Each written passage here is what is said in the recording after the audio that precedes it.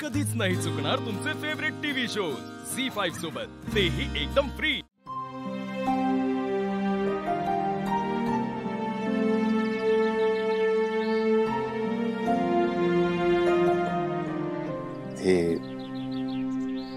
देवी आईनी तुला शिक्षा केली म्हणून रागवलीस ना बाळ,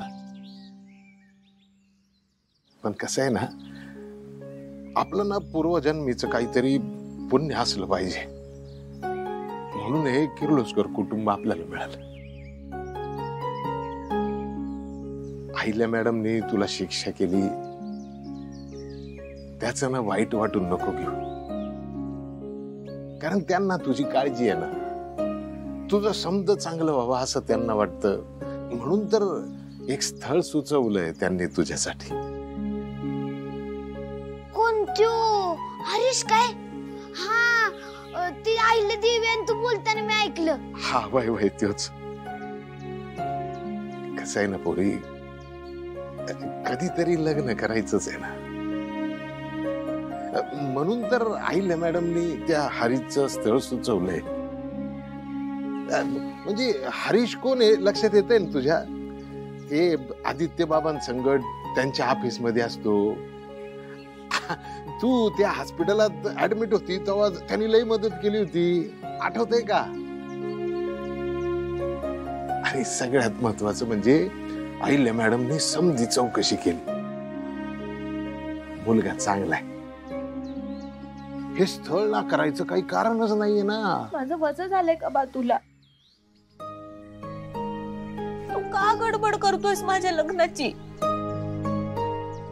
बा, अरे लहानपणापासून मी तुझ्यापासून लांब राहिली रे, आणि मी तुला किती वेळा सांगितलं की मला तुझ्या जवळ राहायचंय, पण नाही, तू ऐकणारच नाहीस। अरे बा, आईची सेवा नाही करता आली मला, त्या बदल्यात तुझी आणि देवी आईची तरी सेवा करू दे। तुझं पटतंय का पोरी? कुठल्या बापाला वाटेल की आपली पोरगी आपल्यापासून लांब जावी म्हणून? पर ही रीत आहे, तुझं एक स्वतःचं आयुष्य सुरू झालं ना की मग मला बी बरं ना। तुला तुझ्या हक्काचं घर मिळावं ना, म्हणून माझी गडबड सुरू आहे। हक्काचं? हे नाही का माझ्या हक्काचं घर? हे बघ, जिथं माझा बा तेच माझं हक्काचं घर। बा, मला तुला न गणीला सोडून कधीच कुठं बी नाही जायचं, मला तुझ्या जवळ राहायचंय। आणि हे बघ बा, ते अजयचं जे काय बी झालं ना, त्यावरनं तू लग्नाचा विषय नको काढू, माझं नाहीये मन।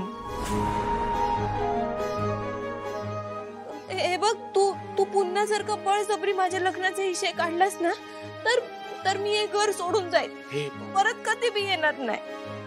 असं बोलतं का कोणी का? झी5 ॲप डाउनलोड करा आणि पहा सर्व एपिसोड्स एकदम फ्री।